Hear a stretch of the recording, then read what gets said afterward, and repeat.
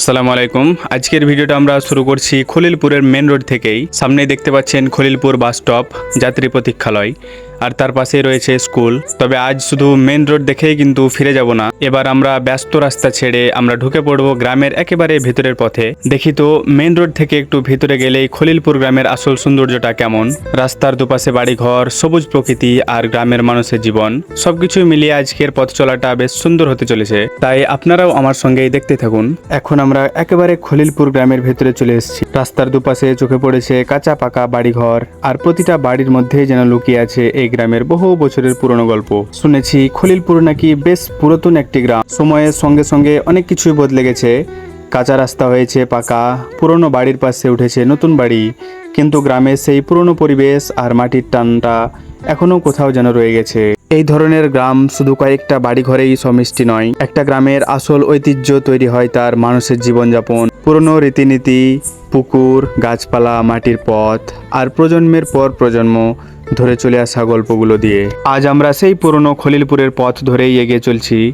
হয়তো রাস্তার পাশে কোনো বাড়ি, কোনো পুরনো গাছ কিংবা কোনো পুকুরের সঙ্গে জড়িয়ে আছে বহু বছরের কোনো স্মৃতি। তাই আজকের এই পথ চলা শুধু একটা গ্রাম ঘুরে দেখা নয়, চলুন খলিলপুরের পুরনো ঐতিহ্য আর গ্রামের মানুষের জীবনকে একটু কাছ থেকে দেখে অনুভব করি। গ্রামটা বেশ অনেকটাই বড়, আর গ্রামের বিভিন্ন দিক থেকে ছোট বড় অনেকগুলো রাস্তা ভেতরের দিকে চলে গেছে। সব রাস্তা দিয়ে আমাদের পক্ষে ঘুরে দেখানো সম্ভব নয়, তাই আজ আমরা গ্রামের মূল রাস্তাগুলো ধরেই আপনাদের ঘুরিয়ে দেখাচ্ছি। তবে সুযোগ পেলে ভবিষ্যতে এই ছোট ছোট পথগুলোর মধ্যেও ঢুকে গ্রামের আরও চেনা অচেনা সৌন্দর্য আপনাদের সামনে তুলে ধরবো। আমরা যখন এই গ্রামের ভিডিও করি তখন আমাদের উদ্দেশ্য শুধু একটা সুন্দর গ্রাম আপনাদের দেখানো নয়, আমাদের একটা ছোট্ট ইচ্ছা আছে। আজ থেকে অনেক বছর পর আমাদের পরের প্রজন্ম যখন এই ভিডিওগুলো দেখবে, তখন যেন তারা জানতে পারে তাদের বাবা, চাচা, দাদা, পরদাদা কোন পরিবেশে বড় হয়েছেন। আজ যে রাস্তা দিয়ে আমরা চলছি, হয়তো কয়েক বছর পর এই রাস্তার চেহারা বদলে যাবে। আজ যে পুরনো বাড়িগুলো দেখছি, হয়তো একদিন সেগুলো থাকবে না। এই মাঠ, এই পুকুর, এই গাছপালা সবকিছুই সময়ের সঙ্গে বদলে যাবে, কিন্তু আমরা চাই এই পরিবর্তনের মাঝেও পুরনো গ্রামের একটা ছবি যেন থেকে যায়। আমাদের পরের প্রজন্ম হয়তো একদিন এই ভিডিওটা দেখবে আর বলবে, এই গ্রামে তো আমাদের বাবা চাচারা ছোটবেলায় থাকতেন।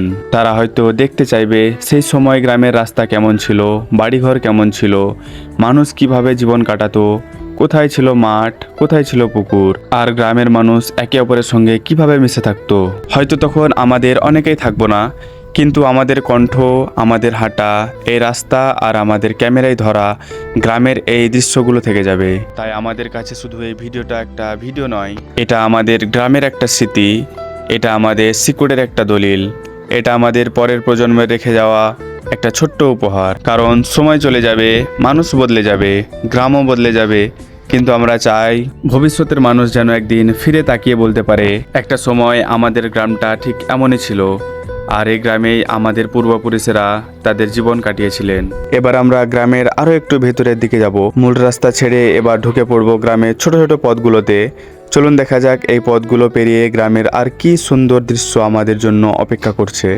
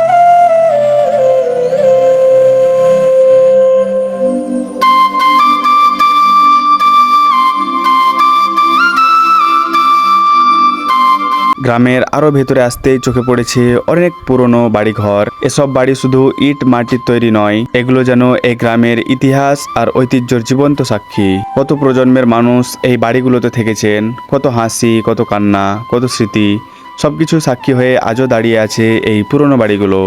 সময় বদলেছে, গ্রামের এই চেহারাও বদলেছে, কিন্তু এই বাড়িগুলো আজও আমাদের মনে করিয়ে দেয় একটা সময় আমাদের গ্রামটা এমন ছিল।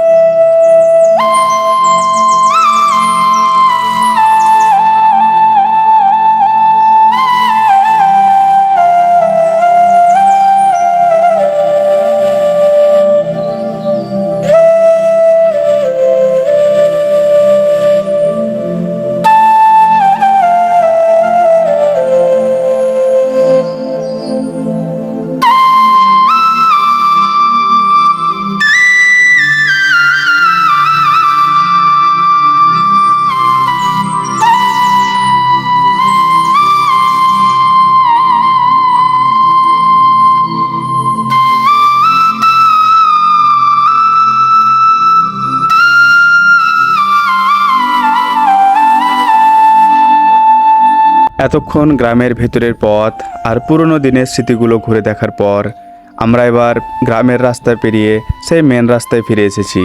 আর একটু সামনে গিয়েই আজকের ভিডিওটা শেষ করব। সঙ্গে থাকার জন্য সবাইকে অনেক ধন্যবাদ। আবার দেখা হবে গ্রাম বাংলার অন্য কোনো গ্রামের নতুন গল্প নিয়ে। তো সবাই ভালো থাকবেন, সুস্থ থাকবেন। ভিডিওটি ভালো লাগলে অবশ্যই একটি লাইক করবেন এবং বন্ধুদের সঙ্গে শেয়ার করবেন। তো আজকের ভিডিও আমরা এখানেই শেষ করছি। দেখা হচ্ছে আবার পরের ভিডিওতে।